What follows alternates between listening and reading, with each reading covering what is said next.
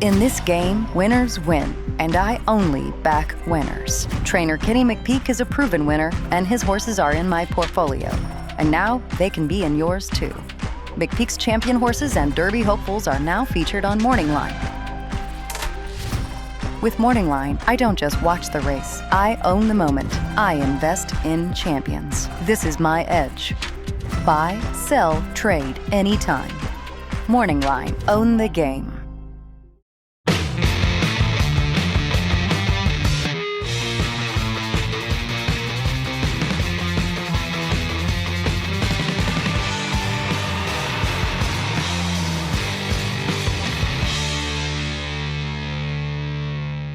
Hi everyone, David Aragona and Mike Beer here taking a look at the Derby prep taking place out in Southern California this weekend. Race 8 on Saturday at Santa Anita is the Grade 2 San Felipe Stakes. This one going 1 mile and a 16th on the dirt course for the 3-year-olds. And with the Derby coming up before you know it, you definitely want to check out the Kentucky Derby package that we're offering at DRF.com. In this Road to the Derby package, you don't just get PPs for the Oaks and the Derby, you get past performances for all of the prep races leading up to the Derby, all of the final round preps beginning with Louisiana Derby Day. So if you're somebody that's a weekend warrior, you just get PPs for the weekend, Saturday handicapping, this is the package for you because you get to bundle all of these together, save 37% of the value, and you don't just get the all-access PPs. Also included are the clock reports for every racetrack that they are available within this package, betting strategies for Oaks and Derby Day, the player's guide, advanced PPs for the Kentucky Derby. Learn more about these Road to the Derby packages at shop.drf.com.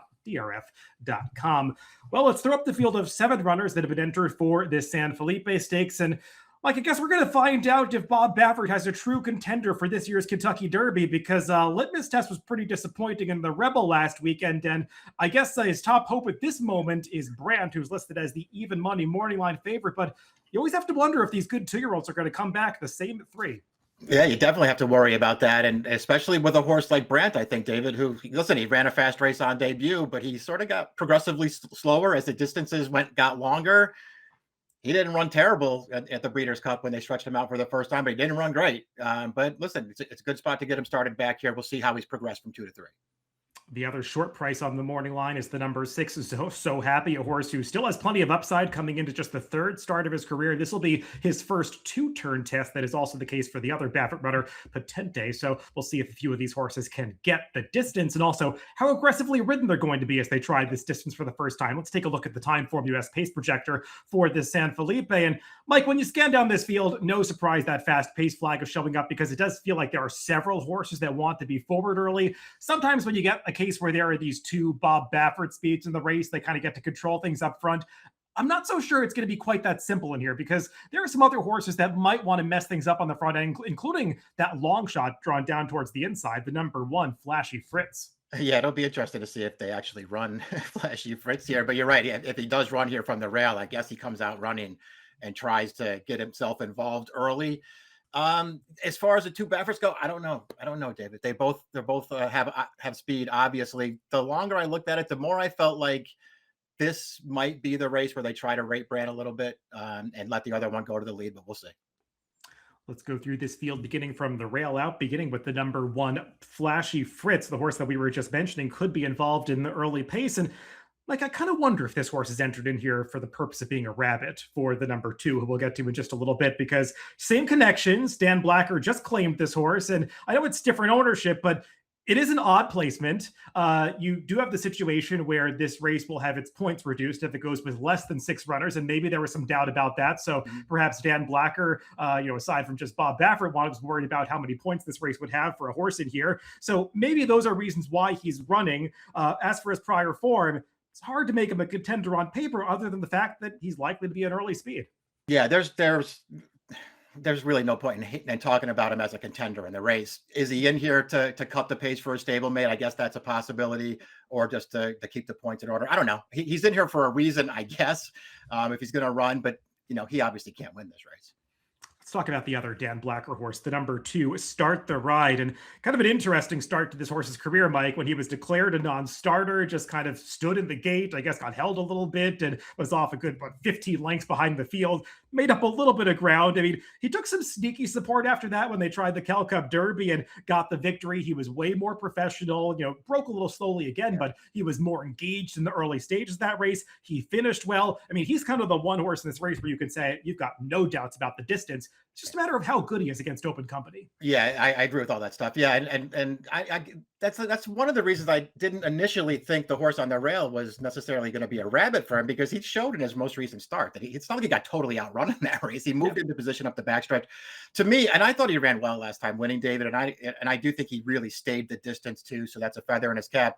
I also felt like he was running down a distance challenged horse in that race. The horse that was on the lead in there, I mean, I think it's pretty clear Sammy Davis, he's okay. He's a pretty good cow, but he does not want to go that far. And that race kind of fell into this horse's lap a little bit last time, but he still ran really well in here. He's got some upside. We should mention the third place finisher from that race, Pavlovian, came back and won the Sunland Park Derby in an upset with an 87 buyer next time. Others have not come back to improve the way that horse did, but at least it flatters the form a little bit, and wouldn't be surprised if this horse is another step forward, and we'll just see if it's going to be enough. The number 3, Secured Freedom. This horse took a start to break his maiden. He was just kind of run off his feet on debut, finished well, galloped out well, something that's been a hallmark of all 3 of his races. Broke his maiden second time out, going to 6.5. But Mike, it's kind of funny when you look at this horse's pedigree, because you see he's by Practical Joke, you think sprint, but then you watch him run. And we'll take a look at the replay of his last race in the Robert B. Lewis. And this was just going a mile. It was his first 2-turn test, but boy, this horse has as long a stride as you'll see on a racehorse. He's this big, lumbering sort. He's always finishing strongly. And like I said, he always gallops out best. I mean, we're not going to roll it through the gallop out, but I mean, you can watch it for yourself when you pull up the PPs for this race. He just keeps on moving right on through the wire, gallops out ahead of the top 2 in this race. So when you watch him run, Mike,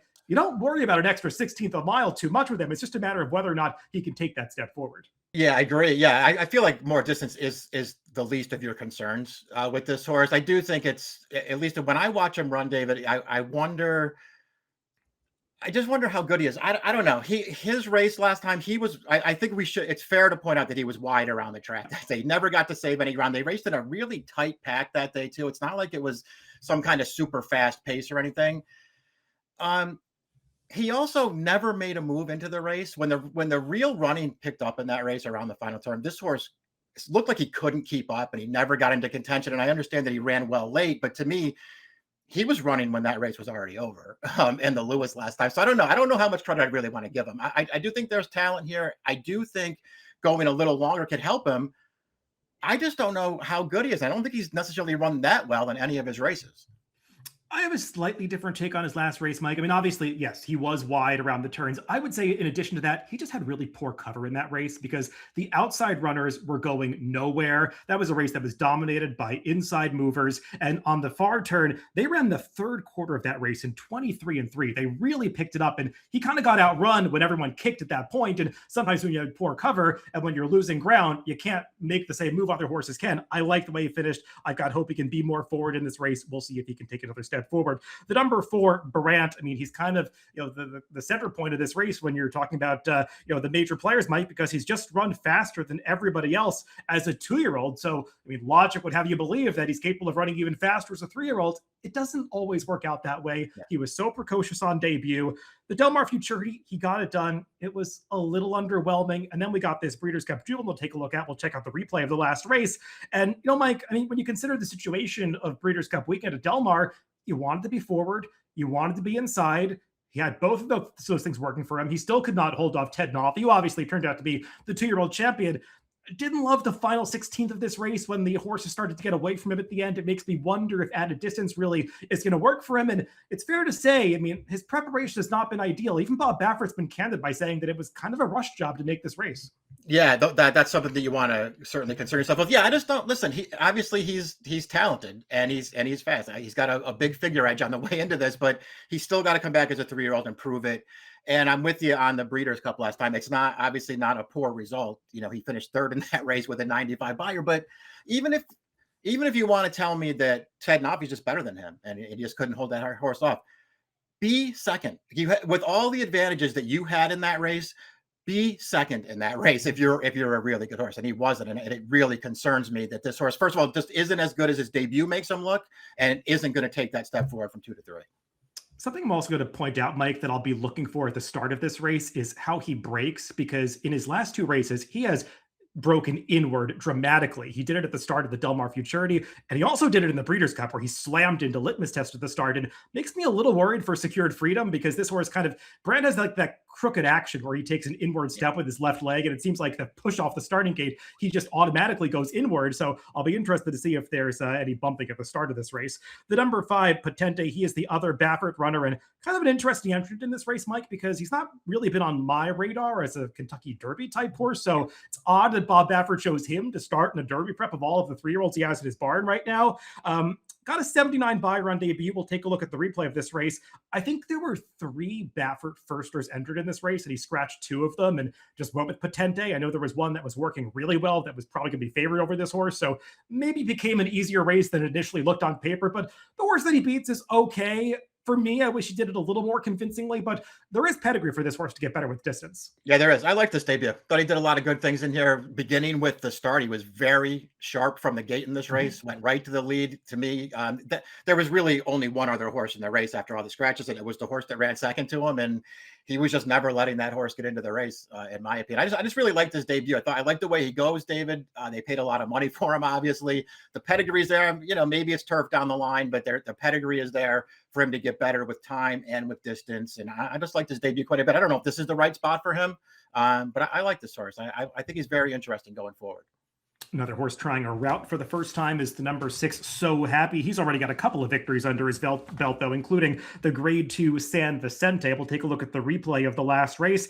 And Mike, I thought this was a really nice effort. The horse he beats, Butane. I mean, he's not going to be probably a Kentucky Derby starter, but he's a horse that has some talent, probably prefers one-turn races. And So Happy puts him away pretty convincingly in the final 1/8 of a mile here. He's not the flashiest horse. I mean, when you watch his workouts, you would never peg him as a graded stakes type, but he does what he has to do in the afternoons. And when I watch him run, Mike, it gives me some confidence that added ground is going to be okay. Yeah, I feel that way too. I haven't seen any of his workouts, but I feel like you're probably right about that. This horse went off at 38-1 in his debut. I guess nobody liked the way he was working, but he didn't run like a 38-1 shot that day. David, I thought he ran really, really well that day. And I thought he ran even better in the Grade 2 win last time. He got shuffled back early in that race, had to make a move just to get out of the trouble and back into position, chased down a horse who was loose on the lead in there and kept going through the stretch. I really like both of this horse's races. He's got to stretch out here. We'll see if he's going to be able to continue to improve with more distance, but he's got a lot going for him, man. I mean, he can run. Both of his races are good. He's got a great running style too. It feels like he could fall into a real trip in this race. There's a lot to like with this horse. Rounding out the field is the number 7, Robusta, who's going to be a big price in this race. He was also a big price when he broke his maiden going a mile at Santa Anita 2 back. But Mike, he really got away with murder on the front end that day. It was a very slow pace, and he got to sprint away from the field on the far turn, held on late. He tried the Robert B. Lewis last time and just looked overmatched by that field. He did. I think, like Secured Freedom, he was wide in that race, but he did not run nearly as well as that horse. That he just never looked like he was going to be able to hang in there with those horses, and he could not do it. And as you've already pointed out, the debut win, he really took it, or the maiden win rather, he really took advantage that day. Well, everybody, I want to let you know this video is sponsored by Morning Line. Let's hear a word from that sponsor before we get to picks. This video is sponsored by MorningLine.io, SEC-regulated marketplace where approved participants can trade licensed interest in racing's biggest stars. Be part of championship bloodlines. Just visit MorningLine.io. Buy, sell, trade, own the game. Let's throw up our picks for this Grade 2 San Felipe. 50 points to the winner on the road to the Kentucky Derby. And Mike, I like the horse you have on top. I've got him in the mix too. The number 6, So Happy. I mean, he gives you the impression when you watch him run, at a distance is going to be okay. And that 96 buyer puts him right in line with the favorite Brant. Yeah, I just think it's a good spot for him. We'll see. He does have to stretch out, so I would be a little concerned about that if he's a super short price, and it feels like he is going to be second choice in here. But I just prefer him to Brant. So if I'm going to bet in this race, I'm going to bet in the 6 and not the 4. I'm interested to see how Baffert's other horse runs in here, but I don't think I want to bet him in this spot. Yeah, I just don't like either of Baffert's horses, especially Brant, who's going to be a short price. I don't love his work tab coming in here. I have doubts about distance for him, so I'm going to let him beat me. I like Secured Freedom. I thought he had a tough trip last time with Robert B. Lewis. I like the added ground for him. We'll see. I don't think he's going to be the 8-1 that he is in the morning line, but to me, even half that would be fair given how well he ran last time. But I do like those two horses, and I'll use a little bit of the number 2 Start the Ride. He's probably not good enough to beat this field, but I think he's going to get the distance and could potentially pick up some pieces in this race. 3-6-2-4 for me and 6-5-4-3 for Mike in the Grade 2 San Felipe Race 8 at Santa Anita on Saturday. Good luck if you're playing the races this weekend.